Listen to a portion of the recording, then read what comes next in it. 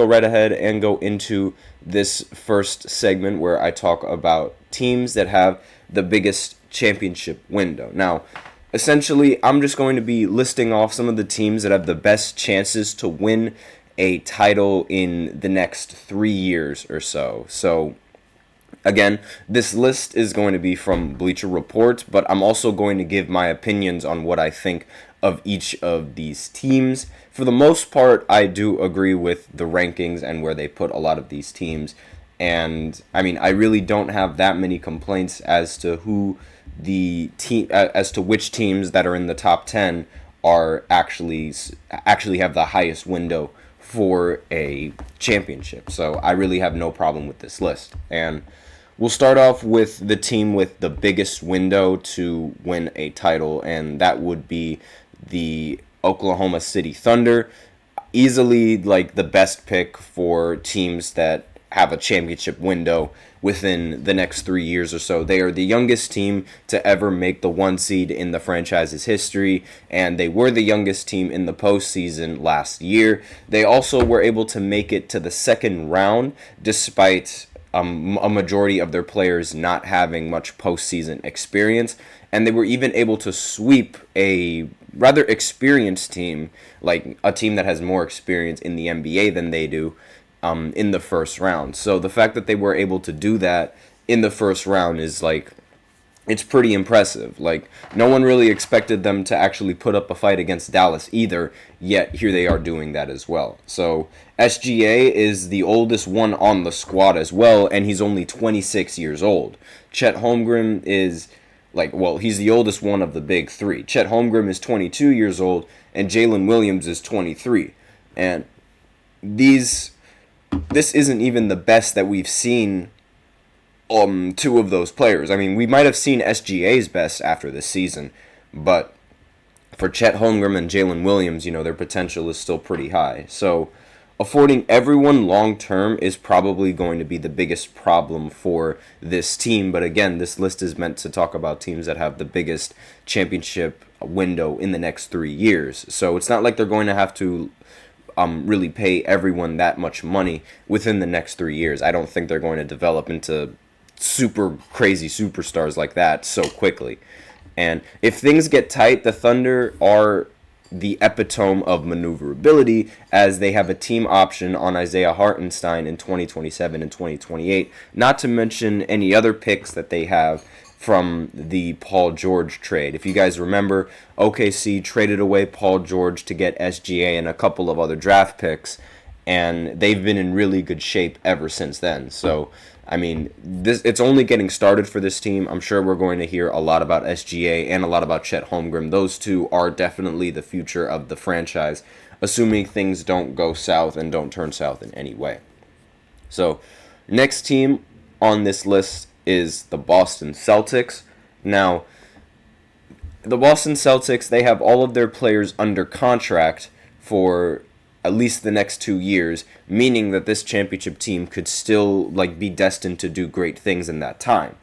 And not only that, with Jeff Bezos in the mix of purchasing the Boston Celtics, maybe these guys wouldn't even have to worry about what the luxury tax would do to them.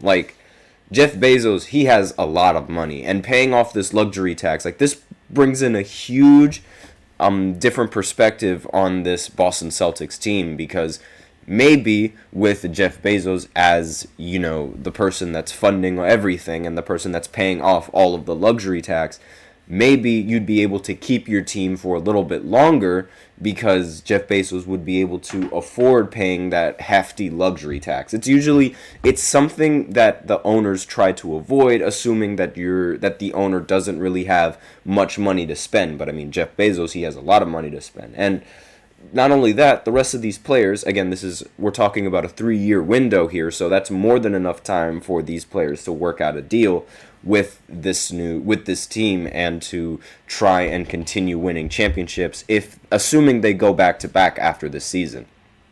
And it's really it could happen. You always have to put a team that won a championship as either in the top 1 or top 2 as the best chances of winning a title within the next 3 years. So I have no problem with the Celtics being so high on this list.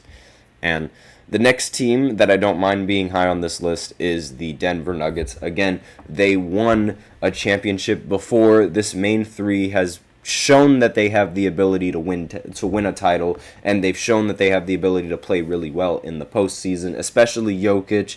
And so because of that, I think you can't really count them out. When you have somebody as good as Jokic playing as consistently as he's been, you can never have somebody like this and count them out. Like you just can't. I feel like you'd be a little bit delusional if you were to count any of these guys out. Like there's just no way. You can't do that. And I mean, on one hand, you have Nikola Jokic, the best player in the world, who won't age out of being in the conversation of being the best player in the world. And not only that, you're also able to keep Jamal Murray you have to keep Jamal Murray in the 2025 because he's going to be a free agent in that year. And Aaron Gordon has a 2025-2026 player option, and that's enough to float plenty of immediate and short distance championships in the long run. Denver's bet on youth can also feasibly boost its stock, according to this article. If one or more of Christian Braun, Julian Strawther, and Peyton Watson take major steps forward over the next couple of years, the Nuggets' title window both instantly strengthens and noticeably extends, which is something that every single team hopes for a lot of their young players. They hope that their young players can develop into championship caliber players and be a part of a championship caliber team. So next team on this list is the Philadelphia 76ers. Obviously, a team that has Embiid and Maxey as well as Paul George is going to have a big title window because they do have Paul George under contract for the next few years. Same with Tyrese Maxey and along with Joel Embiid. So, and every single year on paper, the Sixers are a contending team. It's just how they, perform off the paper. So it's really like just a question of them actually stepping up when it matters most. Paul George is going into his late 30s. Joel Embiid, his durability is like only going to become hotter as, he increases in age, and especially now that he's going to be 30. So, the window is going to be closing, but they do have a chance within the next 3 years. George shouldn't be subject to like a ton of decline for at least the first 2 years, and Embiid hardly is old enough to assume his age and mileage will. And so I really don't think that Joel Embiid is going to slow down, even though we saw him slow down a little bit in the Olympics. I think that was just, him adjusting to the Olympics. He should be fine in the NBA. And really, this team on paper, it does have a good chance of winning a title. But again, this is just on paper. We have yet to see this team make it past the second round. So maybe they'll do it this year. But even then, it's still, questionable on whether or not they're going to be enough to pass the Boston Celtics and beat the Boston Celtics in a series. So a little bit questionable on this team having, a decent championship window.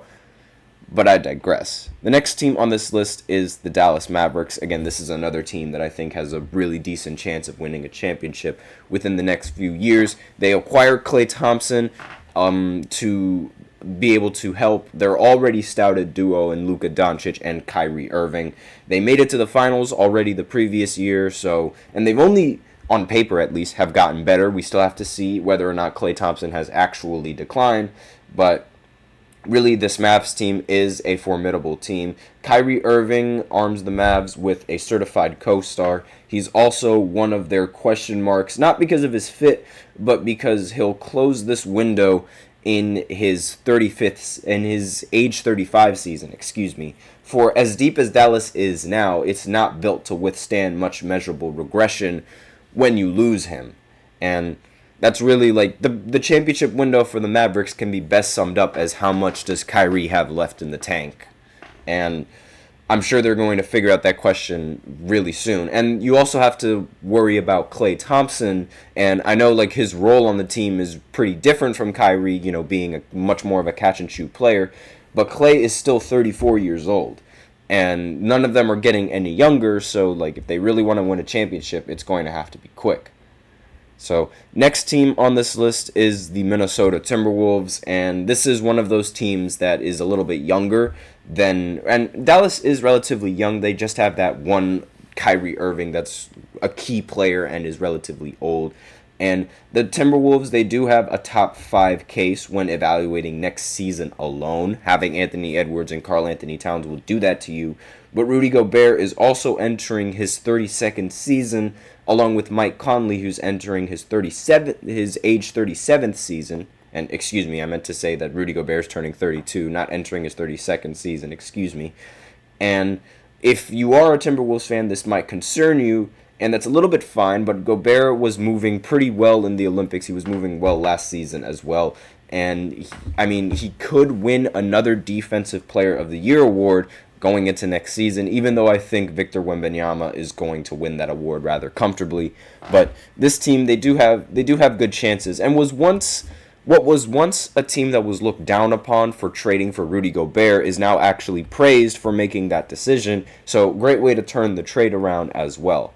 So next team on this list is the Cleveland Cavaliers. They're ranked 7th. They were really, really close to being off of this list just because of the drama around Darius Garland and Donovan Mitchell and who was going to sign, who was going to leave. But now that they're reluctant on keeping their big core together, their big four with Evan Mobley, Jarrett Allen, Donovan, and Darius Garland, then they now have a chance. They do still have a chance having and retaining this core lineup that they've kept for the next season. And really, I'm actually more surprised that this team is ranked higher than the Knicks. But then again, when you look at the Knicks and how their contracts are all structured and the players that they have on their team, it's more so the window for the Knicks is more so 2 years instead of 3, and it's not entirely sure on whether or not they'll actually be able to do enough in the postseason. And I would have much rather seen the Knicks ranked higher. They're next on this list, and I might as well go ahead and talk about them because Jalen Brunson, I feel like, is a much better player than Donovan Mitchell, at least from what we've seen from both of them. Jalen Brunson went on that ridiculous streak in the postseason, scoring 40 points almost every single night. And Donovan, he's really good in the postseason, but he wasn't nearly that good. But otherwise, other than that, the Knicks, they have a lot of depth. They're able to sustain their roster, and it's clear that they really want to win a championship. And Jalen Brunson took the pay cut as well, and that allowed OG Anunoby to actually get his money's worth on a contract. They also were able to add Mikal Bridges. They did lose a couple of picks in trying to get Mikal, but aside from that, they do have a championship-ready team, and they do have a team that is, that's been playing with each other since they were in college, essentially. 4 of the main players, or the most popular players on the team, ended up playing in Villanova. Maybe 4 of the lineup, 4 of the players in the lineup, I guess you could say. I can't really say they're all popular because, Julius Randle didn't go to Villanova, but the majority of the players, they've played with each other already, and when you have a team that's already had that chemistry, it's really difficult to stop them. Next team on this list is the Orlando Magic, and when you have somebody as good as Paolo, you're going to be in the talks of winning a championship for the next few years. And really, they've gotten fielding an elite defense should never really be an issue for Orlando when they're in this window because they do have notable defenders on the team and they do have pretty significant shooters as well. And really, it's just down to whether or not they all click and everything falls into place. And once everything falls into place, then they got it.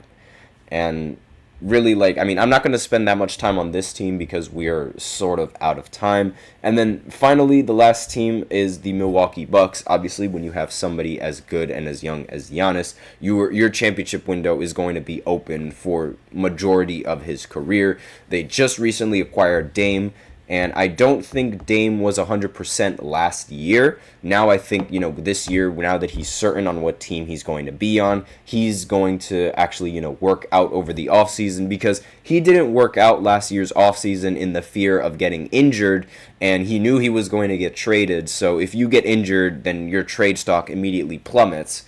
and he just wanted to make sure that he was healthy for the season. But now that that gets out of the way, there's a good chance that we see them, healthy in the postseason, because that's one thing that we have yet to see. We have yet to see Giannis and Damian Lillard in the postseason. So we'll see how that goes, but I'm fairly confident in both of their abilities. They're both phenomenal playoff performers, so I don't see as how they could fail, but we'll see how it goes. So that's all I have for this first segment, excuse me. So now I will go ahead and go into the second segment where I talk about some of the league's most underrated players for the last 5 seasons. So I'll be right back after this short break. Be sure to stay tuned.